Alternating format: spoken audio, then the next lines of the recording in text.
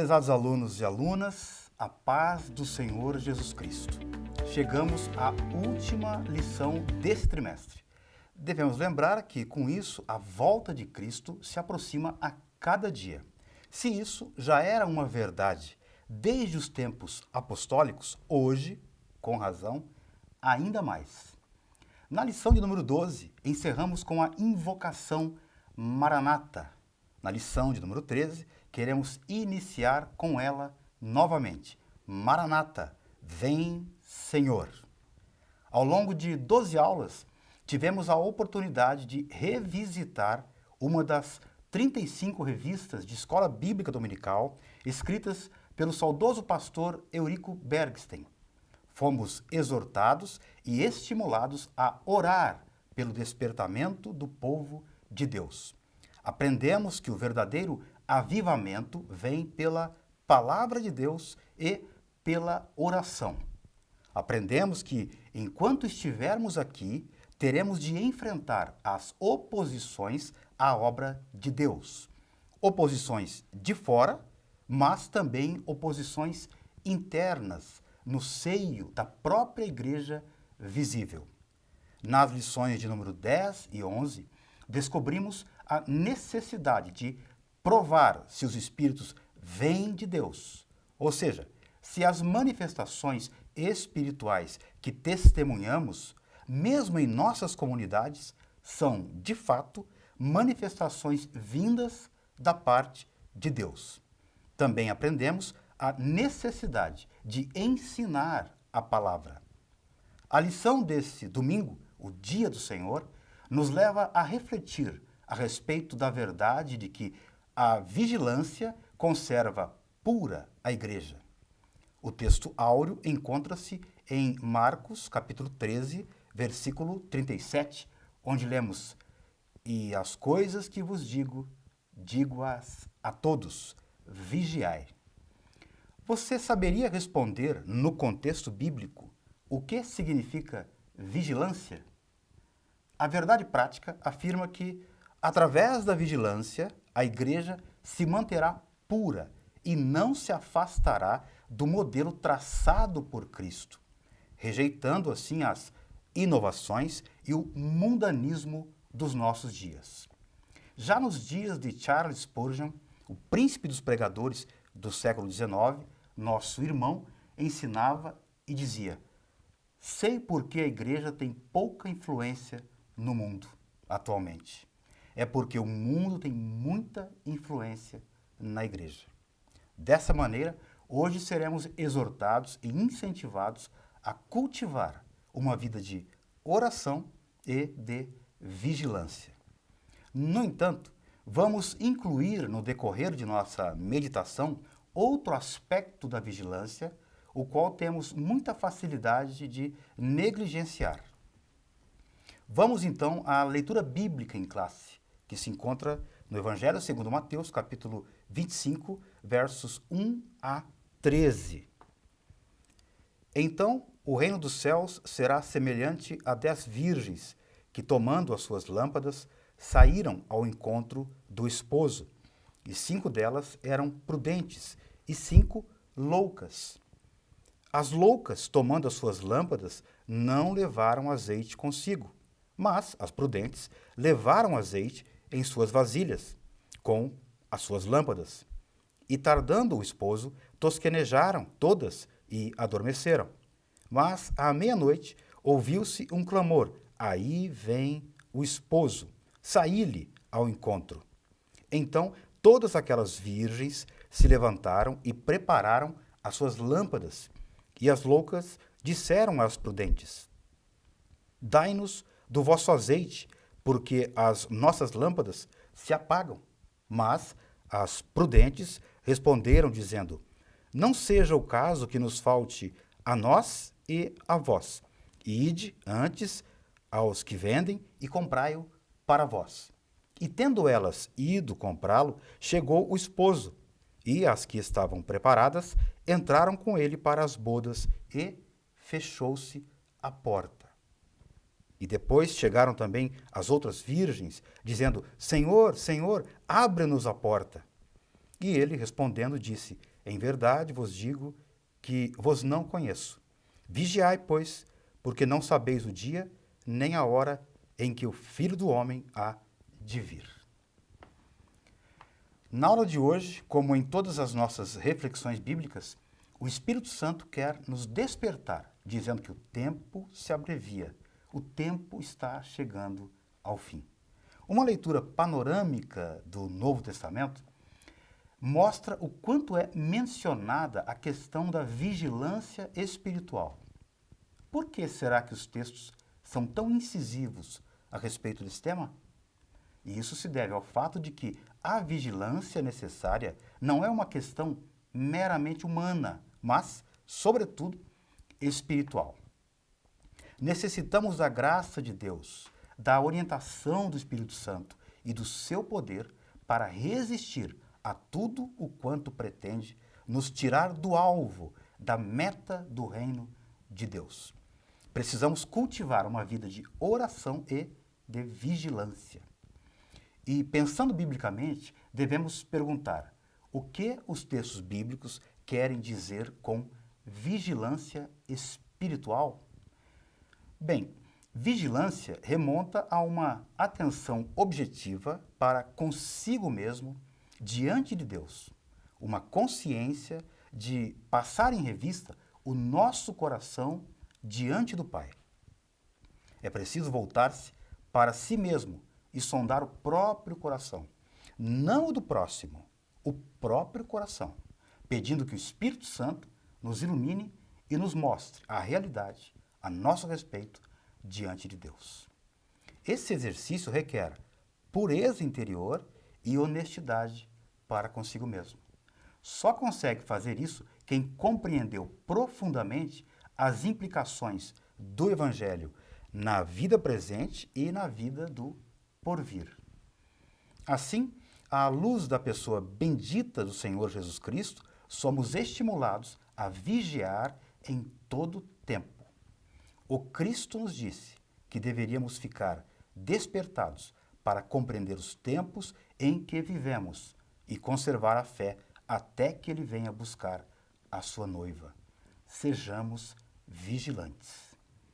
Hoje, o roteiro proposto pela revista nos convida a meditarmos na parábola de Jesus registrada no Evangelho segundo Mateus, capítulo 25, versos 1 a 13.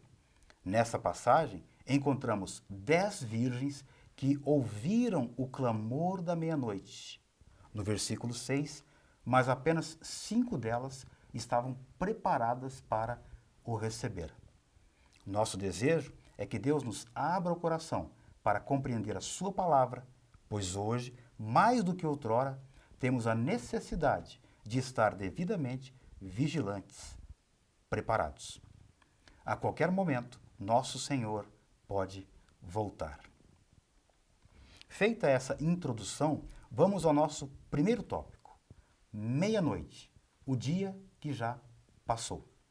À meia-noite, exatamente às 24 horas, o dia terminou definitivamente. Tudo o que aconteceu nele pertence ao passado, ao dia de ontem. Este é um possível sentido da expressão à meia-noite. Ela nos fala de um dia, de um período de tempo que terminou. Do ponto de vista bíblico, o período de tempo, o dia que está para terminar, é a dispensação da igreja, a era do Espírito Santo. E no momento em que Jesus arrebatar a sua igreja, este período haverá terminado definitivamente. A Bíblia ensina extensivamente que a era presente em breve chegará ao seu fim e o Senhor, nosso Deus, irá inaugurar o capítulo final da história da humanidade. Então, a cada dia que passa, nos aproximamos cada vez mais da segunda vinda do Cristo. Vivemos, portanto, os últimos momentos da igreja aqui na Terra. Pense um pouco sobre o tamanho da responsabilidade que Deus nos deu. É um grande privilégio, mas também uma grande responsabilidade. Prosseguindo, nosso segundo tópico tem o seguinte título: meia-noite, início de um novo dia. Este fato diz respeito ao mundo inteiro. Aproxima-se o momento exato, à meia-noite, quando um novo dia vai raiar. O dia que encerra dá boas-vindas ao início de um novo dia. E que dia será esse? A Bíblia indica pelo menos dois aspectos da segunda vinda de Cristo.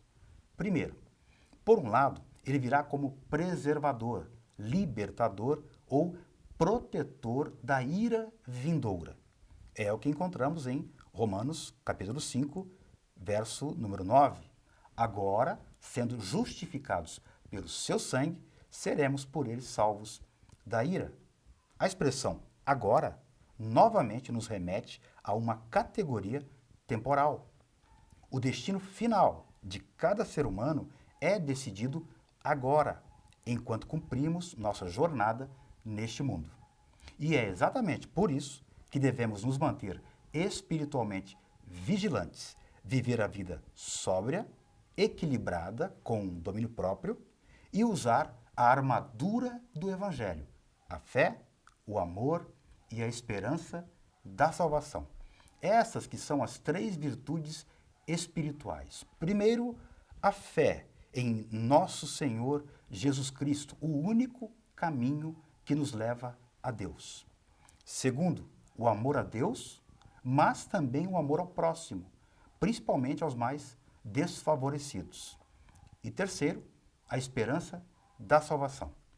Mesmo com tudo que a história já registrou e ainda há de registrar, nós não vivemos como aqueles que não têm esperança.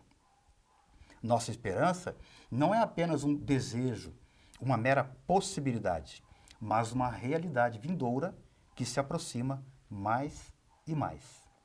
Nas notas do Salmo 33, da Bíblia de Estudo Pentecostal, você encontra a afirmação de que a esperança consiste numa certeza da alma, ou seja, uma firme confiança sobre as coisas futuras, porque tais coisas decorrem da revelação das promessas de Deus. Neste segundo tópico, o primeiro item diz que amanhã começará um novo dia, o dia da eternidade, cujo início se dará quando Jesus chamar para si aqueles que lavaram suas vestiduras em seu precioso sangue. Esse é o dia de Jesus Cristo. Na primeira carta aos Coríntios, capítulo 1, versos 7 e 8, ensina que os santificados esperam a manifestação, o apocalipse de nosso Senhor Jesus Cristo, o qual vos confirmará também até o fim, para serdes irrepreensíveis no dia de nosso Senhor Jesus Cristo. É muito bom saber que a nossa vida está nas mãos de Cristo e das suas mãos ninguém pode nos tirar, como ele mesmo ensina no Evangelho segundo João, capítulo 10, verso 28. Os cristãos primitivos viviam na expectativa da volta iminente de Cristo para os seus dias. Tinham uma vida, uma fé firme nessa vinda do Senhor, vivendo cada dia na expectativa daquela grande esperança. Observe que a esperança dos discípulos é a volta pessoal do Senhor Jesus. Aqui você nota que a confiança do apóstolo na aprovação final está fundamentada na fidelidade de Deus. Naquele momento, melhor do que nunca, todos verão o fruto do trabalho e do sofrimento de Jesus de Nazaré. Ao dedicar um capítulo inteiro em sua primeira carta aos Coríntios, o capítulo 15, lá no versículo de número 23, o apóstolo Paulo ensina que os que são do Senhor ressuscitarão e, juntamente com os vivos, serão transformados. Jesus levará a sua noiva, a igreja do Deus vivo, para a sala das bodas, onde a igreja e o cordeiro se unirão para todo sempre. Por isso, podemos desde já dizer, como no penúltimo versículo das Sagradas Escrituras: Amém, ora vem Senhor Jesus. Contudo, É preciso dizer que, assim como amanhã começará, a noite vem. Quando Jesus levar a noiva, começará também o dia da ira do Cordeiro, para o mundo que rejeitou Jesus. Nessa noite vindoura, o grande lagar da ira de Deus será pisado sem misericórdia. Em Apocalipse, capítulo 14, verso 19, a colheita das uvas significa julgamento e não salvação. O versículo 20 traz a imagem do lagar. Lagar é o lugar usado para pisar as uvas na produção do vinho. Nos tempos antigos, cada vinha tinha o seu próprio lagar, que em geral era uma cisterna feita na rocha, com cerca de 2 metros de comprimento por 1,5 de largura. Tinha embaixo uma abertura onde corria o mosto, o vinho, para uma cuba que ficava mais baixa. Essa imagem do vinho, parecido com o sangue escorrendo, é usada na Bíblia para falar do vinho do furor de Deus. O julgamento cairá sobre os perversos no momento em que são expulsos da presença de Deus. Para as pessoas que não deram crédito às palavras de Deus, começará o dia da vingança, e a ira de Deus será executada repentinamente, assim como foi nos dias de Noé, ensina Jesus em Mateus 24, 39. Essa passagem do Evangelho ensina que, quando Jesus voltar, os homens estarão desatentos. Nos dias de Noé, havia muita advertência, mas total despreparo.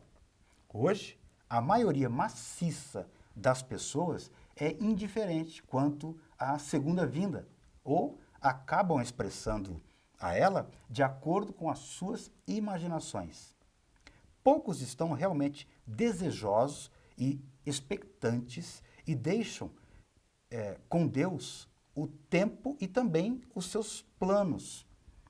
Para o povo de Deus, o discípulo de Cristo, familiarizado com as Escrituras, nada parece estranho nem admirável quando vemos trevas, angústias e dificuldades, porque sabemos pela Bíblia que essas coisas anunciam a vinda iminente de Jesus. O lugar escuro em que vivemos, para usar aqui uma expressão da segunda epístola de Pedro, capítulo 1, verso 19, parece iluminado pelas promessas gloriosas da palavra de Deus. As nossas almas se consolam com as profecias, pois quanto mais escura a noite, mais perto estamos da vinda de Jesus. Temos as palavras dos profetas muito firmes. Devemos estar atentos como a uma luz que alumia em lugar escuro, até que o dia esclareça e a estrela da alva apareça em nosso coração. Então veja, primeiro, a natureza sente as trevas.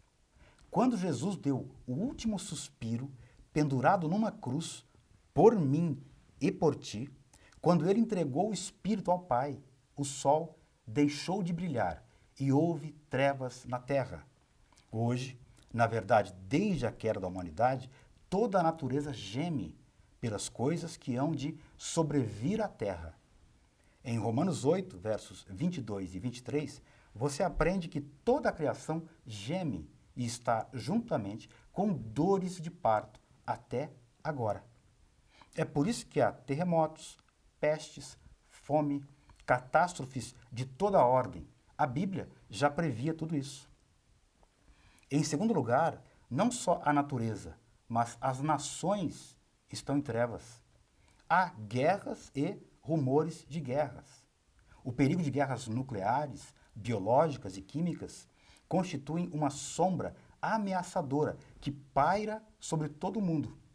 Cada dia que passa, essas ameaças se tornam mais presentes no nosso cotidiano, na vida comum. Enquanto muitos esperavam uma guerra biológica no campo de batalha, por exemplo, a guerra biológica veio se achegando lentamente. Quando o mundo percebeu, milhares haviam morrido. Infelizmente, ainda seguem morrendo. Enquanto no campo de batalha uma guerra atinge aos soldados, aos combatentes, a guerra biológica se dá também fora do campo de batalha. Ela se dá no cotidiano de cada um de nós. Atinge os combatentes, mas atinge todas as esferas da humanidade. Grandes e pequenos, ricos e pobres, jovens e idosos, crentes ou incrédulos, pastores e membros. Ninguém está imune a ela. Enquanto a natureza geme, as nações estão em trevas. O mundo jaz no maligno, ensina o apóstolo João, o apóstolo do amor. O palco da vida está sendo cada dia mais preparado para que entre em cena a maior catástrofe de todos os tempos, o dia da angústia, da tribulação, e não haverá lugar para recuo. As trevas da meia-noite se aproximam. Se a natureza e as nações sofrem, é claro que a humanidade sente as trevas. A Bíblia fala de tempos difíceis, quando o ser humano, em particular, será atormentado por tentações de toda espécie. As perseguições à igreja autêntica, o ódio aos crentes e a corrupção moral provam que já anoiteceu há muito tempo. Quando iniciamos essa aula, lemos o texto de Mateus 25. Lá diz que a vinda do noivo se dá à meia-noite. Durante 2 milênios, os salvos cantam e falam da segunda vinda de Jesus. Muitos crentes que esperavam aquele dia dormiram no Senhor, já morreram, mas guardaram a fé. Os discípulos que ainda vivem, eu e você, aguardamos ansiosos a segunda vinda de Jesus. Mas, a partir da meia-noite, ninguém mais dirá que Jesus virá. Pelo contrário, à meia-noite, ouviremos o clamor de alegria do júbilo incontido que encherá a terra e o céu. Será a noiva do Cordeiro exclamando: chegou o noivo. Em Mateus, capítulo 25, verso 10, está escrito: E tendo elas ido comprá-lo, chegou o esposo, e as que estavam preparadas entraram com ele para as bodas e fechou-se a porta. Naquele glorioso momento, o poder do Espírito Santo operará milagres. Aqueles que morreram em Cristo ressuscitarão com corpos gloriosos, e aqueles que estiverem vivos serão transformados. E todos juntos serão arrebatados ao encontro com o Senhor nos ares. Paulo ensina isso em 2 de suas cartas. Primeiro aos Tessalonicenses, capítulo 4, versos 11 a 18, e primeiro aos Coríntios, capítulo 15, versos 51 a 54. Todos nós, discípulos e discípulas de Cristo, iremos entrar nas moradas que Ele foi nos preparar e para as quais fomos comprados com o seu precioso sangue. Assim, chegamos ao tópico de número 5, o clamor da meia-noite, um brado de alerta. Na parábola contada por Jesus e registrada em Mateus 25, verso 6, você lê: Mas à meia-noite ouviu-se um clamor, aí vem o esposo. É este o clamor que ouvimos em nossos dias. Meu irmão, minha irmã, você já está ouvindo esse clamor? Está escutando como o Espírito Santo diz ao mundo e aos salvos que Jesus vem em breve? Está atento aos sinais dos tempos? Está atento ao cumprimento das profecias? Quem tem ouvidos para ouvir, ouça o que o Espírito diz à igreja. Mas aqueles que já ouviram a voz do Espírito Santo devem divulgar as palavras eternas do Evangelho enquanto houver tempo. Fomos chamados por Deus para ser atalaias. A nossa função é despertar o povo. Temos que anunciar a todos os seres humanos que Jesus vem, e vem breve. Obreiros, irmãos e irmãs, não nos cansemos de anunciar a volta de Jesus. Não é bastante que uma vez tenhamos sido feitos filhos da luz e vestidos de vestes nupciais. Precisamos vigiar e permanecer prontos para a vinda do Senhor. Por isso, a Bíblia diz: guarda o que tens, para que ninguém tome a tua coroa. Lá em Apocalipse, capítulo 3, verso 11. Os membros da igreja de Filadélfia eram agradáveis a Deus, mas precisavam guardar o que haviam recebido do Senhor para não serem roubados. É isso que a palavra de Deus nos ensina com a ordem: vigiai. Em primeiro lugar, o sono espiritual é um sinal dos últimos tempos. O sono pode ser causado, primeiramente, pela desobediência à palavra de Deus. Quando obedecemos a Deus, somos revestidos do poder do Espírito Santo para não adormecermos. Em Provérbios, capítulo 24, versos 30 a 33, somos ensinados que a preguiça também causa sono. Quando Davi ficou em casa desocupado, enquanto o seu exército combatia, caiu em tentação. Isso está registrado no segundo livro de Samuel, capítulo 11, versos 1 e 2. Observe que, mesmo ele, chamado de o homem segundo o coração de Deus, sucumbiu diante das tentações. Por isso, é uma bênção para o cristão estar ocupado na obra do Senhor, servindo a Deus, fazendo o que ele nos mandou fazer. Entenda que esgotamento espiritual por falta de renovação também pode causar esse sono, essa dormência espiritual. Em Gênesis 15, 12, por exemplo, está escrito que Abraão teve que lutar contra o sono ao pé do altar. Precisamos do poder de Deus para ficarmos fortes e resistir a tudo, inclusive ao sono. Em segundo lugar, seremos guardados vigilantes se usarmos os meios que Deus põe à nossa disposição. Ele nos desperta pela sua palavra. Durante sua agonia no Getsemane, Jesus despertou seus discípulos falando-lhes. Veja Mateus capítulo 26, versos 45 e 46. Como é preciosa a palavra de Deus. Quem a estuda com atenção encontra sempre incentivo e despertamento. Aleluia. O Espírito Santo nos conserva vigilantes e acordados. No texto de Mateus 25, verso 1 a 8, ele é como o óleo da lâmpada. Assim, ao vivermos uma vida onde há inteira liberdade para o Espírito de Deus operar, seremos conservados e preparados para o encontro com o Senhor. A oração é outro fator de importância para o qual Jesus chama a nossa atenção. Ainda no jardim do Getsemane, ele diz: vigiai e orai, para que não entreis em tentação. E acrescentou: o espírito está pronto, mas a carne é fraca. Significando que, se os discípulos orassem, o espírito prevaleceria sobre a carne. Por que a oração é um recurso tão importante para nos manter vigilantes? Porque pela oração vivemos em comunhão com Deus. Então ficamos fortes e felizes. O rosto de Moisés resplandecia quando tinha estado com Deus no monte.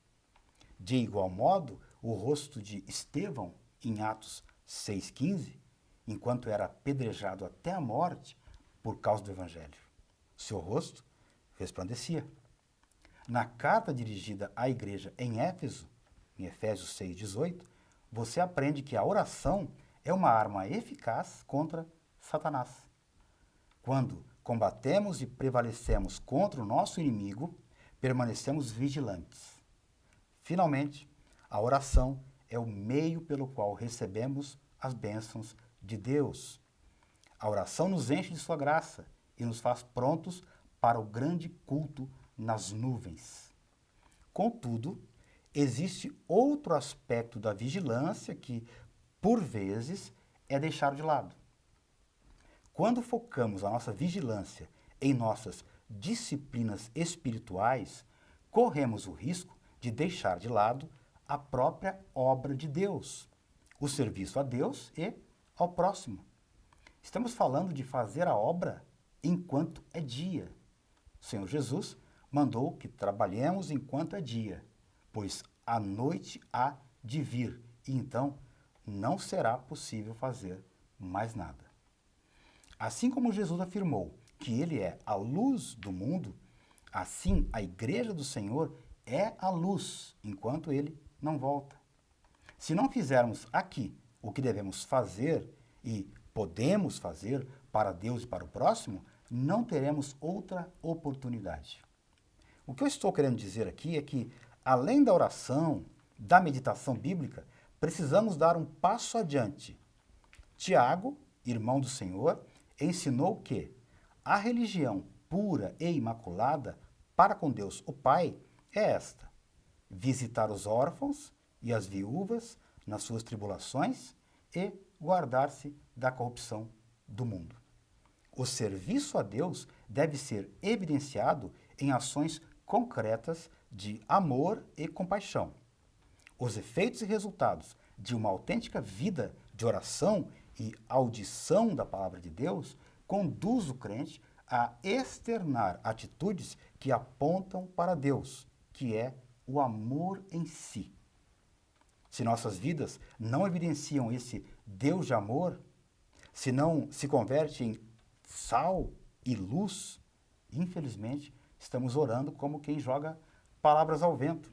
Estamos fazendo do meditar a palavra mera atividade intelectual. Se nos tempos de Cristo a lâmpada sem azeite não servia para nada, hoje as lâmpadas sem energia elétrica também não servem ao seu propósito. A falta dessa corrente elétrica é uma falha fatal na lâmpada de muitos que professam ser cristãos. Charles Spurgeon diz corretamente que muitos têm um nome, Cristo, pelo qual viver, mas não têm a vida de Deus dentro de sua alma. Fazem uma profissão de fé de que seguirão a Cristo, mas não têm o suprimento interior do Espírito de graça para mantê-los. Há um brilho ou luz passageira, mas não há luz permanente. E nem pode haver, pois embora tenham lâmpadas, não levam nenhum azeite consigo. Embora sejam lâmpadas, falta energia para emitir a luz tão necessária nas trevas em que o mundo vive. Ao escrever sua primeira epístola a Timóteo, lá no capítulo 3, verso 15, o apóstolo, já velho, lembra que a igreja é o sustentáculo da verdade. Nós somos coluna e firmeza da verdade. A função da igreja é apoiar e transmitir ao mundo a verdade que Deus revelou. Que Deus nos guarde a todos vigilantes, a fim de podermos ver um dia a glória de Deus. Estejamos atentos à nossa conduta, sempre buscando a santificação e purificação, para que não apareça alguma mancha em nossos vestidos, porque qualquer que nele tenha essa esperança, purifica-se a si mesmo, como também ele é puro, diz João em sua primeira carta, no capítulo 3, verso 3. Assim estaremos sempre preparados e um dia o veremos tal como ele é. A fim de encerrarmos esse trimestre com um crescimento e amadurecimento autêntico, guardemos essas verdades no coração, mas também as ensinamos e vivamos cada uma delas, de modo que o mundo veja a luz de Cristo brilhar em nossas ações, não numa estratosfera espiritual, mas aqui, no chão da vida. O sono espiritual assinala que os últimos dias já têm chegado. Lemos em Mateus capítulo 25, verso 7, que, ao ouvir o clamor da meia-noite, as virgens começaram a preparar as suas lâmpadas. E eu preciso me perguntar, a minha lâmpada está preparada hoje? Faça essa pergunta para si mesmo. Que Deus nos permita que nas nossas vidas se cumpram as palavras do Cristo escritas em Lucas capítulo 12, versos 35 e 36, onde está escrito: Estejam cingidos os vossos lombos e acesas as vossas candeias, e sede vós semelhantes aos homens que esperam o seu Senhor, quando houver de voltar das bodas, para que, quando vier e bater, logo, depressa, possam abrir-lhe. Assim como as virgens prudentes esperaram o noivo, a Igreja de Cristo também deve esperar a ele, cheias de azeite, cheias do Espírito Santo de Deus. O azeite, no texto das 10 virgens, significa um bem espiritual imprescindível, insubstituível por nenhum outro, com o qual devemos nos abastecer logo no início da vida cristã. Esse bem espiritual é o Espírito Santo. Uma vez que o azeite é o símbolo do Espírito Santo, a prudência consiste em começar no Espírito, seguir a vida no Espírito e completá-la no Espírito. Quando o clamor da meia-noite for ouvido, nós poderemos ir ao encontro do noivo. Já nos dias do profeta Amós, há cerca de 2.800 anos atrás, a palavra de Deus ensinava: prepara-te para encontrares com o teu Deus. Cada um de nós deve estar pronto a responder: já a sua noiva se aprontou. O Espírito Santo está nos despertando hoje para que estejamos nesta condição. Estejamos atentos e sensíveis à sua voz. Que o Senhor lhe abençoe ricamente. Amém.